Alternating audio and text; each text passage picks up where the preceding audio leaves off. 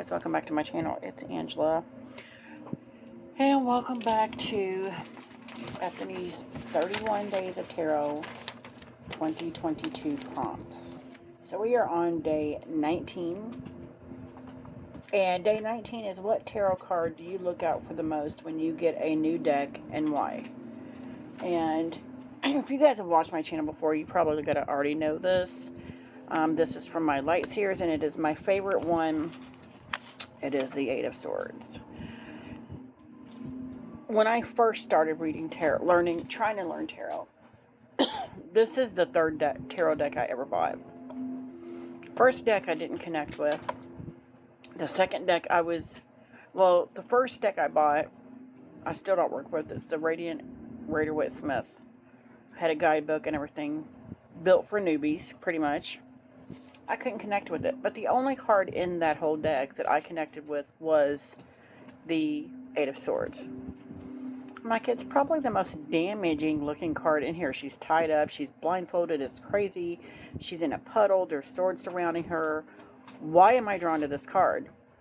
So then I got the Illuminati Tarot, and I was able to actually start reading with that deck, but I was still very drawn to the Eight of Swords, and I could not figure out why. And then I got this deck, the Light Seers. This deck, it literally looks like me when I was younger. It looks like a younger version of me. And when I saw this card for the first time, it was like this light bulb went off, because I was pretty much stalking the Eight of Swords at that point, and then I could not figure out why. And I'm like, why am I obsessed with this card? And then I realized, in this deck, it's because I saw myself in that card. Like, that was me. I felt like I was blindfolded to things that this is what I'm seeing when I look in the mirror, but this is the reality, and I'm not seeing my reality for what it is.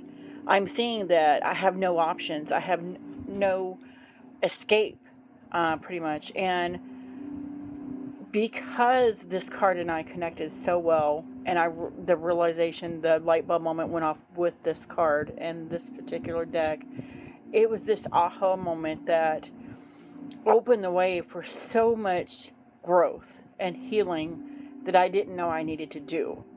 That to this day, I'm just in shock and awe of. And that is one of the reasons why I look for something similar to this in the Eight of Swords. It's the very first card I ever connected with in the tarot. It is the card that, it's not a deal breaker if it's not a good card, because I have a few decks that I don't like the Eight of Swords. But it is the card I kind of look for and kind of try to mirror after this card. Now I'm going to show you guys a few other ones, but I'm going to read real quick what it says in the Light Seers on the Eight of Swords here. And I have a few other here that I want to look at too. The Eight of Swords. The Light Seer side: feeling stuck, a time to open your eyes to unveil the truth. Having more options than you thought, an opportunity to let go of an old story. And that is what I saw in this, because I was still seeing the old story. I was still seeing the old me, not realizing there is a totally different person sitting in this spot than there was in this. And that is what blew my mind. And I'm just like, this is crazy. And it explained so much why I was stalking this card. I'm going to get a drink. So for the Shadow Seer side, being a victim, feeling helpless, using your stories or past experience as an excuse to remain shackled. And I've done plenty of that in my time as well. So if there's any card in any deck, like a lot of people when they do the majors, they'll be like, oh, I'm this card, or I'm this card. I am the Eight of Swords. I was the Eight of Swords for so long that it just it blew my mind when I realized I was no longer the Eight of Swords. And I had still been seeing myself as this Eight of Swords stuck person for years. It was just very eye-opening. That's crazy. So let's read on. This is a gentle reminder that you create your reality. Look beyond the veil of illusion that your current limitations are projecting. If you're feeling trapped with no path forward, remember that this too is a perspective that can be lifted. When you choose sovereignty over victimhood, you become the fierce wielder of choice. You can free yourself from your shackles and shift your outcome dramatically by accepting that you are the one person who is responsible for your happiness. Create infinite portals of possibility by becoming the solution. We are never really stuck. Nurture your soul and spend the time you need to transmute any feelings of helplessness. While we can't control every experience that is put on our path, we can definitely work on how we respond to each one. Let go of old stories and be vigilant of any wallowing, low vibe thoughts that you may be holding on to. Reframe your experiences as lessons and choose to heal. And that is a big one. And I should have pulled it out. I talked about this card yesterday in the video I did yesterday for these prompts. From the mystical moments, it's like a little ladybug caterpillar, and the swords are surrounding her, and it's like she's taking a nap. She's like comfy. And that's what another thing about this card is, that I was in this position for so long, I didn't even realize I was still there for years, because you get comfortable in the situation, in whatever situation is going on. You get comfortable because you fear change so much that you're like, well, maybe the next thing will be even worse than what I'm in now, so I'll just stick with what I know. Just stick with the devil I know more than change. And a lot of times the change is always for the better. That's why you're in this position. You can't get any lower. But we get so afraid of maybe possible worse outcome that we get comfortable in this position and stay there far longer than we should be.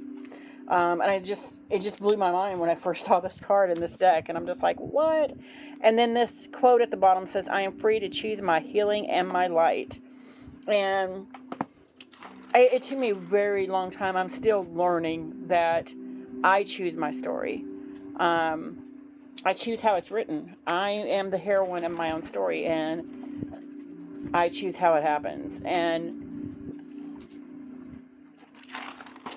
we may feel stuck or bound or blindfolded at times, but we have every capability of removing ourselves from that situation, and I love this card for that. So then we have the Tarot of the She, my second favorite ever. Dreamer 8, the Web of Mirrors. And this one's got, again, another mirror. She's surrounded by different mirrors. And it's almost like different aspects of her that she's seeing in here. And I love it. I love this aspect of it. And I love the Tarot of the She for a simple reason is I'm a writer. This deck has poems in the, and this is a dreamer instead of the swords. Dancer, maker, I passed them. They have poems instead of little things, instead of just little keywords, they have little poems. So the Dancer, Dreamer 8, for when we weave a web of thoughts, of ifs and shoulds and coulds and oughts, and fears of what the others... For when we weave a web of thoughts, of ifs and shoulds and coulds and oughts, and fears of what the others seem, we make a prison of our dream. Wow! I don't read this one that often.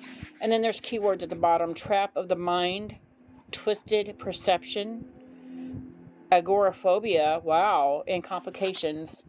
That's just crazy. And see, it's along the same lines as the one I just read you from the Light Seers, but it's still, we can make this a prison, and without even realizing it, that we're still stuck in this, we're keeping ourselves stuck here. And that's just crazy. This is from my third favorite, from my Bone, Stone, and Earth Flesh Tarot. And these are probably my top 3 favorite Eight of Swords. And this one, she's beautiful. Look at the background. Anna Torian's work is just magnificent. You see her all beautiful here, and then her reflection is all gross and like trapped in the water, and I find that beautiful. Not the trap, but just it's a different take on it. And I didn't pull that book out because we would be here all day, because that's like 4 pages. But I just love the different perspective of it here, where she sees this reflection of someone else essentially, or her darker side, and I love that. I love it. And then we have here the Eight of Swords and Anna Torian's Tarot of the Abyss. And this is what you would see, I think, in like a traditional RWS where she's trapped and blindfolded. Beautiful. And then we have a kind of another different perspective here with the Meraki Tarot. I love this deck so much. And you got the ladybug, and then the spider here.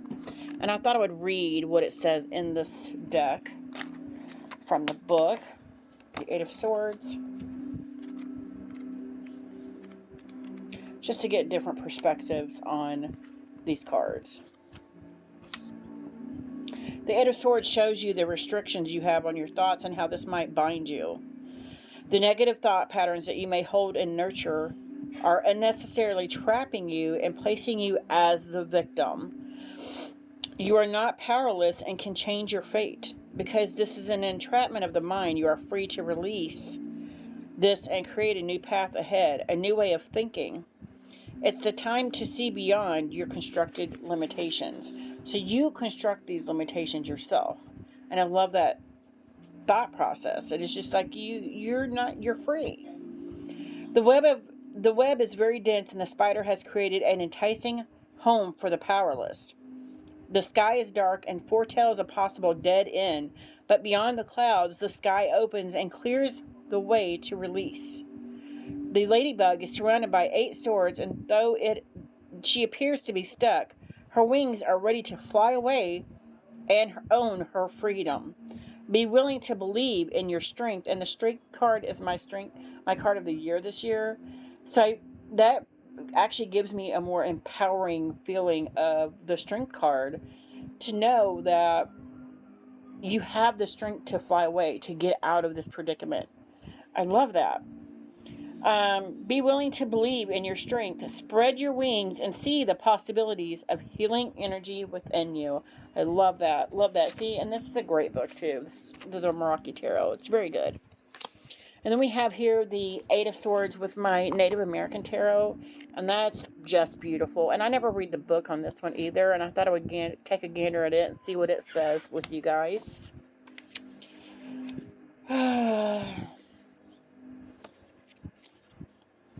And they all show different things, so it's taking me a minute. Chalices, Pentacles, Swords. Eight of Swords, Butterfly. The symbol of the soul of air and the vital breath that exits the mouth. The symbol of the soul of air and the vital breath that exits the mouth. That's what it says. It's very different, this deck, and I love it for being different. That's gorgeous, gorgeous colors.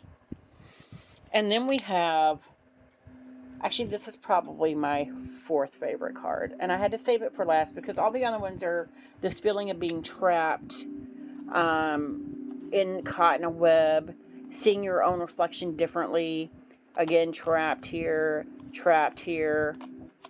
and then this one kind of goes its own way with floating butterflies. But this is the only deck I have, the only Eight of Swords I have, that depicts the freedom that you should be feeling in the Eight of Swords, instead of being bound and stuck. And that is one of the reasons why I bought this deck. This is a Universal Celtic Tarot. This is the reason I bought this deck. Because I saw this Eight of Swords and I'm like, that is the most beautiful Eight of Swords, because it depicts her as an angel. She has wings. She's surrounded by swords, but she also has 2 in her hand, like she's ready to fight. She could fly off at any moment. She's covered in flowers. She has an owl behind her, so she has this wisdom, this knowledge that she knows she's free, and she can take flight anytime she feels like it. And for that reason alone, this deck is worth buying. Because that is a beautiful thought process in this card.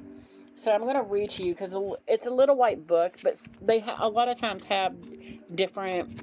They have depictions of different things in this book. So it's another reason why I love this deck, because it's not just a few keywords here and there.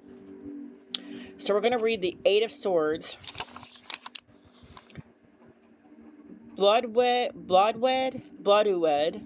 is her name. The woman made of flowers. She's made of flowers. Rises up already in the form of an owl. The eternal struggle between the King of Holly and the King of Oak for the Queen of May. That's what it says. And that's not really what I thought it would say. I haven't read it in a while, but it's still this beautiful depiction to me of her. She could take flight at any moment. She's not stuck. She could fly off out of the situation anytime she wants. And then she's got two of the swords. Like, she took the swords and she's just ready to fight if she needs to. And I love that. Love it. So that is my... I forgot what the question was. I know it was the card, but... So that is my card of the day. Day 19, what tarot card do you look out for the most when you get a new deck, and why? So that is the card I look out for the most. That will probably always be the answer I have for this particular question if it comes up again. But who's to say that won't change? But for now, the way I feel and how this particular card was the first card I ever really bonded with in even the first tarot deck that I still can't read with. It will forever probably be that answer. It will be the card that made me realize this is real. This is something that I need to take a deeper look at, and helped me open and heal a lot of things. So, yeah, I'm sorry I rambled on forever. I did want to show you all a few cards, which I did. If you have any questions, comments, concerns, don't hesitate to comment below. If you like this video, give me a thumbs up. If you want to see more, please subscribe. And don't forget to hit that notification button so you guys are alerted to any future videos. And y'all have a good night. Bye.